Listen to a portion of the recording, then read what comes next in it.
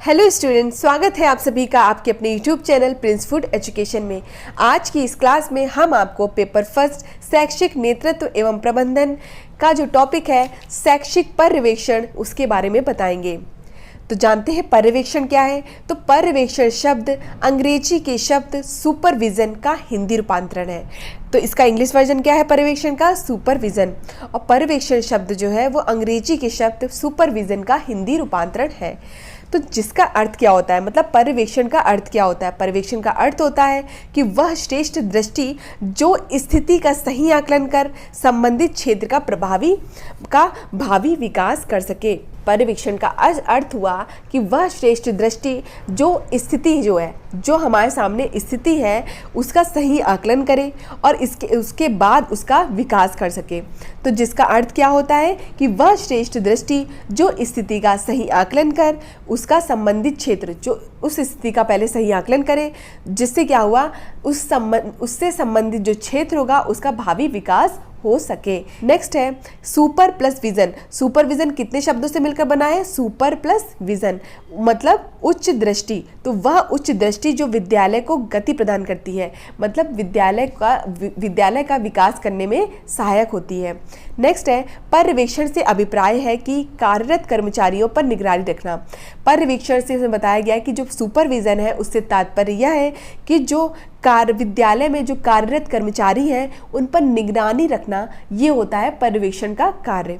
फिर हमने देखा कि पर्यवेक्षण एक ऐसी प्रक्रिया है जिसके अंतर्गत कोई व्यक्ति अन्य व्यक्तियों के कार्य का निर्देशन और निरीक्षण करता है। यहाँ क्या होता है पर्यवेक्षण में कि जो कोई एक व्यक्ति होता है वो दूसरे मतलब जो अन्य व्यक्ति होते हैं उनके कार्यों का निर्देशन करता है और निरीक्षण करता है।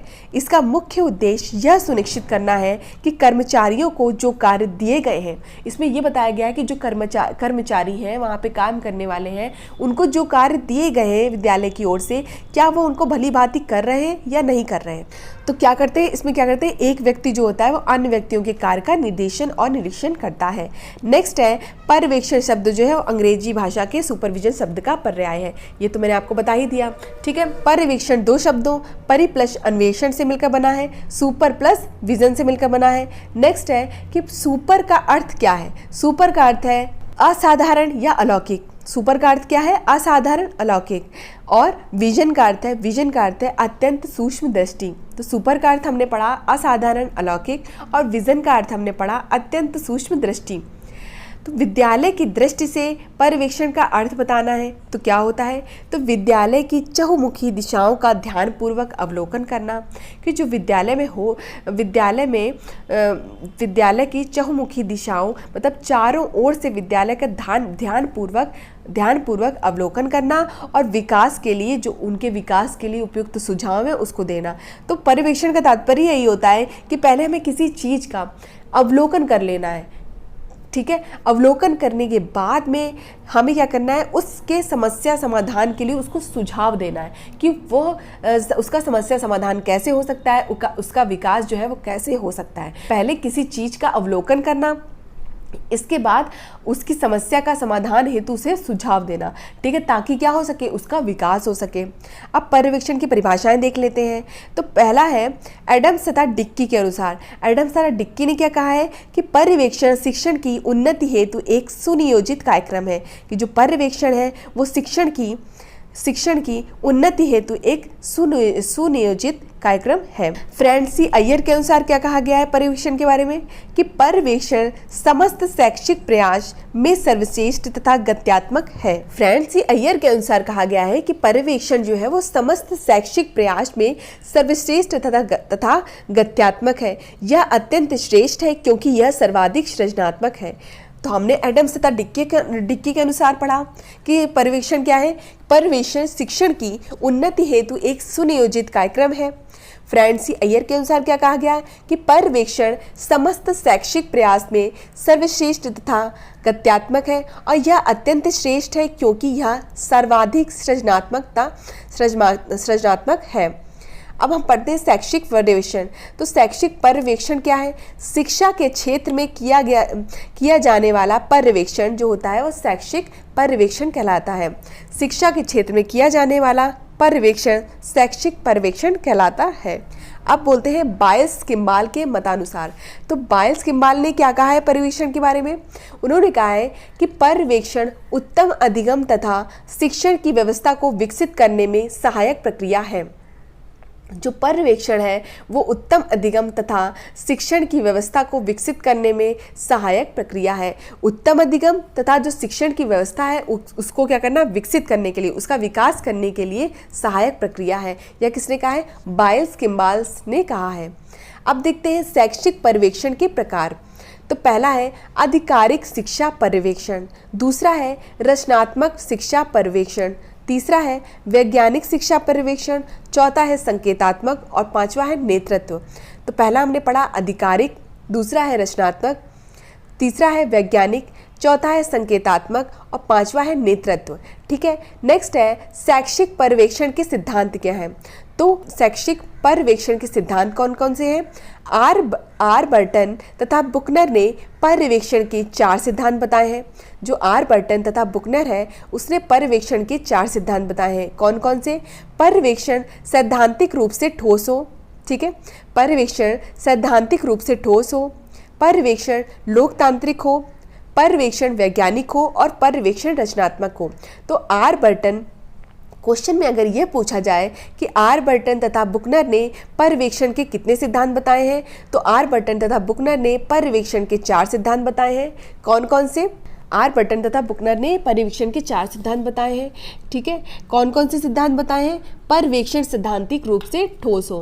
क्या बताया है? कि जो पर्यवेक्षण है वो सैद्धांतिक रूप से ठोस हो, दूसरा है पर्यवेक्षण लोकतांत्रिक हो, तीसरा है पर्यवेक्षण वैज्ञानिक हो और पर्यवेक्षण क्या हो? रचनात्मक हो। अब बात करते हैं शैक्षिक पर्यवेक्षण के कार्य के बारे में। तो कक्षा निरीक्षण करना जिससे शिक्षक के शिक्षण स्तर का पता चल सके।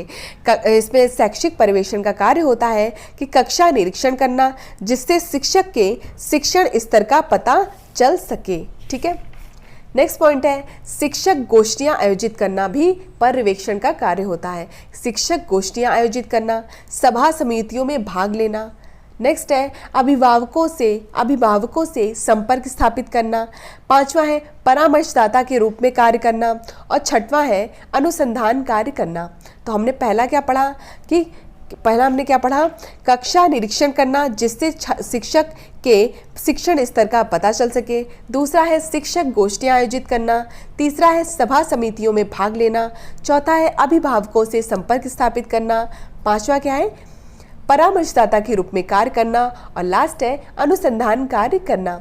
तो अनुसंधान कार्यों के अंतर्गत पर्यवेक्षण उन्हीं समस्याओं के संबंध में लघु स्तरीय अनुसंधान कर सकता है जो उसके क्षेत्र के अध्यापकों के सम्मुख समांतर आती है। मतलब जो अनुसंधान कार्य है वो क्या है? जो पर्यवेक्षण है वो लघु स्तरीय अनुसंधान कर सकता है जो उसके क्षेत्र के जो अध्यापक हैं, अध्यापक मतलब विद्यालय के अंतर्गत आने वाले जो समस्याएं होती हैं उनका अनुसंधान कर सकता है। पर्यवेक्षण जो है जो उसके क्षेत्र के अध्यापकों के सम्मुख समस्या आती है उसका समाधान करना। एक प्रकार से यह क्या है? सामूहिक क्रियात्मक अनुसंधान है। क्या है ये? एक प्रकार से सामूहिक क्रियात्मक अनुसंधान है। प्रश्न है आपका, नेक्स्ट क्वेश्चन है पेकहम ने पर्यवेक्षण के कितने सिद्धांतों का उल्लेख किया है? तो पेकहम ने पर्यवेक्षण के 10 सिद्धांतों का उल्लेख किया है। कितने सिद्धांतों का उल्लेख किया है? 10 सिद्धांतों का। 10 सिद्धांत कौन कौन से हैं? पहला है सहयोग, नेतृत्व, नियोजन, समन्वय, रचनात्मक, लचीलापन, सहानुभूति, सामुदायिक पुनर्गठन, वस्तुनिष्ठता और मूल्यांकन। तो हम फिर से देख लेते हैं। जो पेकहम है उन्होंने, क्वेश्चन पूछा जाएगा पेकहम ने पर्यवेक्षण के कितने सिद्धांतों का उल्लेख किया है? तो 10 सिद्धांतों का उल्लेख किया है। ठीक है, कौन कौन से? सहयोग, नेतृत्व, नियोजन, समन्वय, रचनात्मक, लचीलापन, सहानुभूति, सामुदायिक पुनर्गठन, वस्तुनिष्ठता और मूल्यांकन। तो इस तरह से जो हमारा पेपर फर्स्ट शैक्षिक नेतृत्व एवं प्रबंधन का जो टॉपिक था शैक्षिक पर्यवेक्षण एजुकेशनल सुपरविजन वो यहाँ पर कंप्लीट हुआ। नेक्स्ट वीडियो में हम नेक्स्ट टॉपिक पढ़ाएंगे। धन्यवाद, मिलते हैं अपनी नेक्स्ट वीडियो में।